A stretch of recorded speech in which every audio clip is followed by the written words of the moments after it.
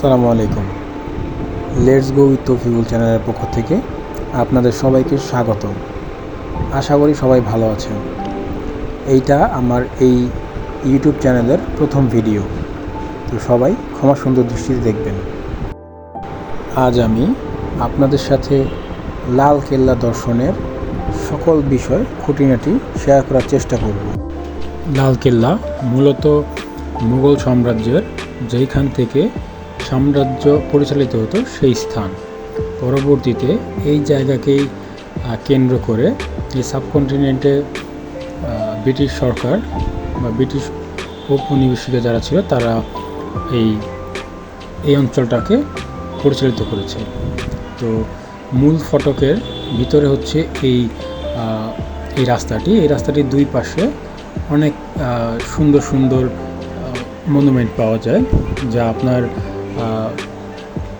স্মৃতিকে ধরে রাখার জন্য জরুরি।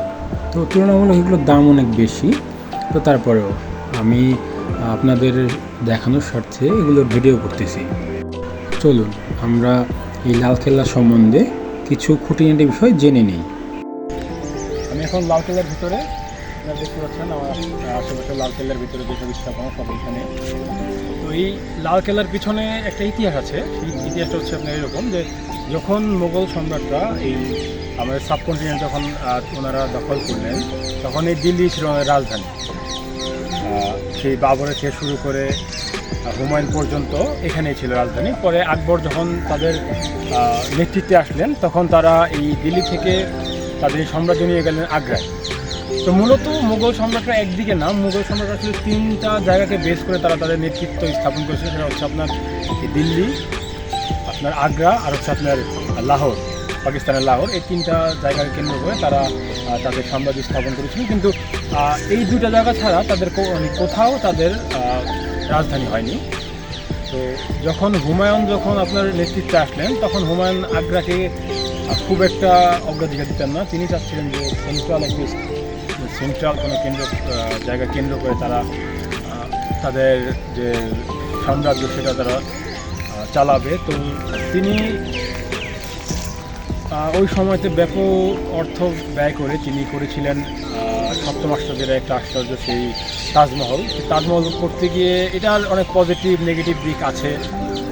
অনেক বোদ্ধাদের মতে যে ওই সময়তে এই মুঘল সাম্রাজ্যের যে অর্থ করি ক্ষয় হয়েছে, যে সময়টা নষ্ট হয়েছে, যে বিপুল সংখ্যক মানুষের শ্রম ওই তাজমহল জন্য খরচ হয়েছে, সেটা যদি তারা রাখতে পারতেন, তো সেই ক্ষেত্রে দেখা যাচ্ছে রোমান সাম্রাজ্য অথবা ফরাসি সাম্রাজ্যের প্রায় 1 দশকের অর্থনীতিটা তখন খুব সুন্দরভাবে চলে যেত। তো উনি ছিলেন একটা উচ্চবিলাসী মানুষ। তো ওনার পরবর্তী সময়ে যখন ওনার মনে স্থির হলো যে না, আগ্রাতে হয়েছে, আমার স্থাপনা তৈরি হয়েছে, আমার মনুমেন্ট হয়েছে, আমার এখানে দরকার নেই, আমি আবার শিফট করবো আমার পূর্বপুরুষ যেখানে ছিলেন সে দিল্লিতে। তো তখন তিনি এই রেড ফোর্ট বা লাল কেল্লা ওনারা স্থাপন করলেন। এই লাল কেল্লা এমনভাবে স্থাপন করলেন, এটা বিরাট এক জায়গা নিয়ে, আমার আশেপাশে কয়েক একর জায়গা নিয়ে তারা এটি স্থাপন করলেন। তো করার পরে একটা সময় এখানেও তিনি ব্যাপক অর্থ ব্যয় করলেন। এখানে তিনি 2টি গেট করলেন, একটি লাহোর গেট, একটি দিল্লি গেট। তার এইখান থেকে সরাসরি লাহোর গেটও দেখা যায়, দিল্লি গেটও দেখা যাচ্ছে, এখনও দেখা যায়। কিন্তু এখন তো আশেপাশে অনেক গাছ বড় হয়ে গেছে, অনেক স্থাপনা হয়েছে, এর জন্য আসলে দেখা যায় না। তো পরবর্তীতে তার এই বিলাসিতার জন্য একটা সময় তার ছেলে যখন আওরঙ্গজেব এই সাম্রাজ্য যখন দখল করলেন, তখন তাকে এইখানে কারাবাস করিয়েছিলেন, যে এইখানেই তাকে গৃহবন্দী করেছিলেন, যাই বলেন। তো মূলত এই দিল্লিতে আবারও পুনরায় আমাদের সাবকন্টিনেন্টের বা মুঘল সাম্রাজ্যের রাজধানী হওয়ার পেছনে শাহজাহানেরই হাত ছিল। সুন্দর স্থাপনার জন্য শাহজাহানের অগ্রণী ভূমিকা ছিল। তো আসলে মুঘল সাম্রাজ্যের প্রত্যেকের পতন হয়েছে এইভাবে। আচ্ছা, তো একটা সময় যখন মুঘল সাম্রাজ্যের শেষ যে সম্রাট ছিলেন, তার কাছ থেকে যখন ইংরেজরা এই দখল করেছিল এই সাবকন্টিনেন্ট, তখন কিন্তু এইখানে আপনার সেই বহুত দামি যে হীরা, কোহিনূর হীরা এইখানেই ছিল। আমি আপনাদের দেখাবো সেটা কোথায় ছিল। এইখানে সেই সিংহাসন ছিল, যেটা এখন ইংল্যান্ডে। তো আবার পরবর্তী সময়ে যখন এই সাবকন্টিনেন্টের যখন এই ইন্ডিয়া পাকিস্তান যখন ডিবেট হয়, বিভক্ত হয়ে যায়, তখন প্রথম যখন ইন্ডিয়ার প্রধানমন্ত্রী মেবি জওহরলাল নেহরু সাহেব, উনি প্রথম এই সামনে আমি আপনাদের দেখাবো সেই ঝান্ডা, মানে ওটার যে পতাকা, জাতীয় পতাকা ওইখানে উত্তোলন করেছিল। তো এখনও প্রতি বছর 15ই আগস্ট এই প্রথম যে আপনার পতাকা উত্তোলন হয় সেটা এই রেড ফোর্টে হয়। আসলে এটার নাম ছিল লালকেল্লা, পরবর্তী ইংরেজরা যখন এটা দখল করে নেয় সাবকন্টিনেন্ট, তখন এটার নাম হয় রেড ফোর্ট। তো এখন রেড ফোর্ট, লালকেল্লা দুইটা নামেই চলে এখন দর্শনার্থীদের জন্য। আর সবচেয়ে মজার বিষয় হচ্ছে এখানে ইন্ডিয়ানদের জন্য যারা সিটিজেন তাদের জন্য 50 রুপি হচ্ছে আপনার এন্ট্রি ফি, আর যারা ফরেন পাসপোর্ট তাদের জন্য হচ্ছে আপনার 600 রুপি। তো যেহেতু আমাদের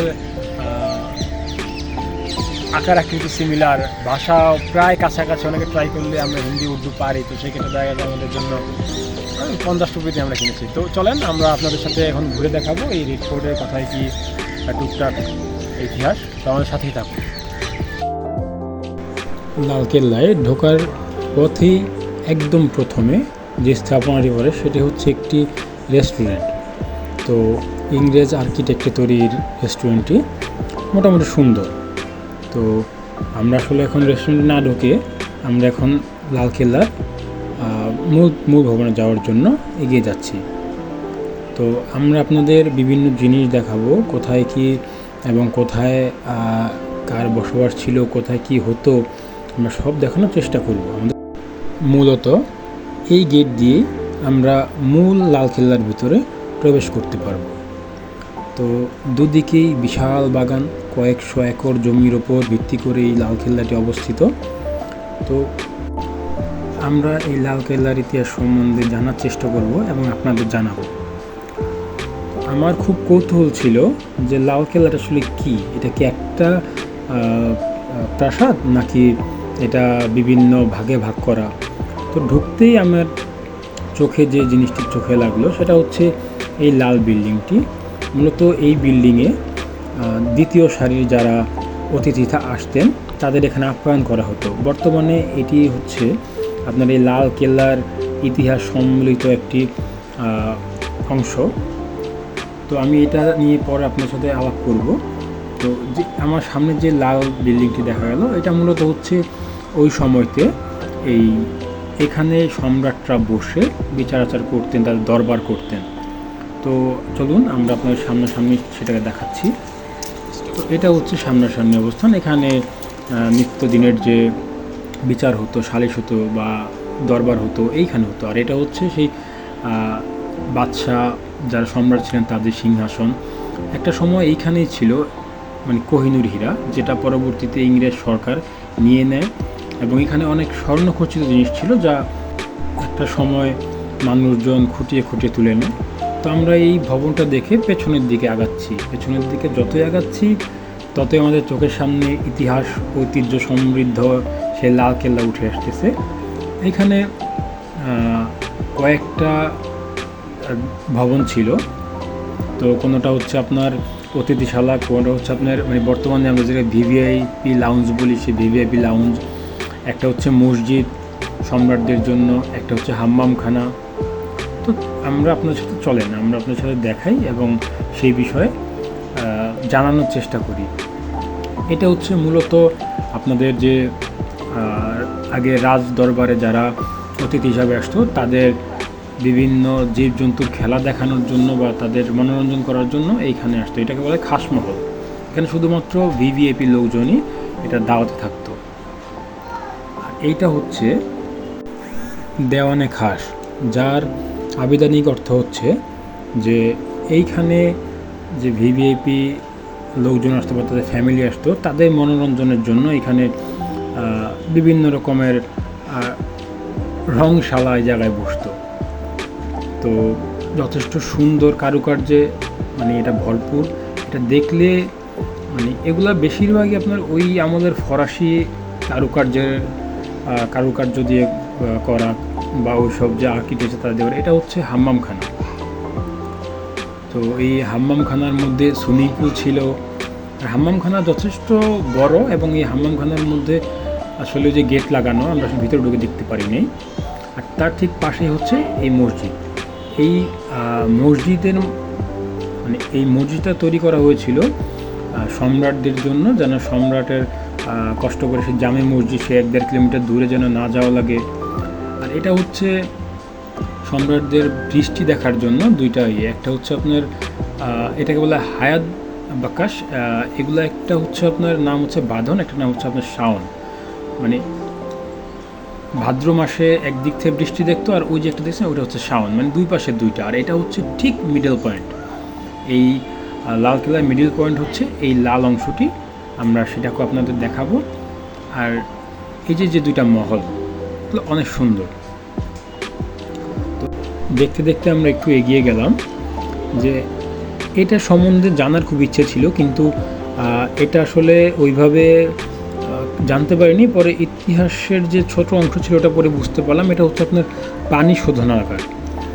ওই যমুনা থেকে যে পানি আসতো এখান থেকে শোধন হয়ে তারপর সম্রাটদের কাছে যেত। আর এই অংশগুলো হচ্ছে পরিত্যক্ত অংশ, এইগুলোতে এখন আপনার ময়ূরের বিচরণ। তো আসলে প্রথমে বুঝতে পারি না যে এটা কী জিনিস, এটা কাছাকাছি যাওয়ার ট্রাই করেছি, কিন্তু গার্ডরা বাধা দিল যে এদিকে এটা পরিত্যক্ত, এদিকে এখন সাপ বিচ্ছুর অনেক আনাগোনা। তো ওদের সাথে আসলে এটা সম্বন্ধে কথা বলতে চেয়েছিলাম, কিন্তু যেহেতু ওদের এই অপশন সেপারেট হচ্ছিলো, তা আসলে নাকি জানতে পারিনি। এই দিকটা পুরোটাই হচ্ছে আপনার, এটা হচ্ছে পরবর্তীতে ব্রিটিশ আমলে এটা করা হয়েছে, তখন এইখানে আপনার মানে চা পান খাওয়ার জন্য এই জায়গাটা ছিল। আচ্ছা, ওই বাঁধন শাওনের যে দুইটা কটেজ ছিল সেগুলোর কাছাকাছি আসাতে আপনাদের আমি দেখাচ্ছি। প্রত্যেকটা আর্কিটেক্ট মনোমুগ্ধকর, বাঁধন বলেন শাওন বলেন সেম স্ট্রাকচারে তৈরি, আর দুটোই সুন্দর। আর আমরা হাঁটতে হাঁটতে যখন রাজারা কোথায় থাকেন সেটা খুঁজতেছিলাম, সেটা খুঁজতে চলে আসলাম সেই তাজমহলের যে রানী, সেই মমতাজ মহলের সামনে। তো একমাত্র একটা ভবনই পেলাম যেটা একমাত্র এক রানীর সাথেই ছিল, আর এটা হচ্ছে শেষ অংশ। এর পিছনে কিছু স্ট্রাকচারাল নতুন কিছু হবে হয়তো বা, আর তার ঠিক পিছনে হচ্ছে আপনার একটা রোড, দিল্লির রোড। তো আমরা আসলে খুঁজতেছিলাম যে রাজারা কোথায় থাকতো, আমরা এই বিষয়ে পরবর্তীতে আপনাদের জানাবো যে আসলে রাজারা কোথায় থাকতো। তো এটা হচ্ছে ড্রেনেজ সিস্টেম। তো এই ড্রেনেজ সিস্টেম দেখতে দেখতে আমি ওই যে বললাম না পরিত্যক্ত বিষয়গুলো বা রাজারা কোথায় থাকতো, তো দূরে দেখলাম যে একটি কটেজ দেখা যাচ্ছে। তো আমরা ওই দিকে এগিয়ে যাচ্ছি, যাওয়ার পরে আমি একটা অদ্ভুত জিনিস আবিষ্কার করলাম, সেটা আপনাদের সাথে শেয়ার করছি। ওই দূরে দেখতে পাচ্ছেন যে ওইখানে কিছুটা রাশিয়ান কেভের মতো দেখা যাচ্ছে।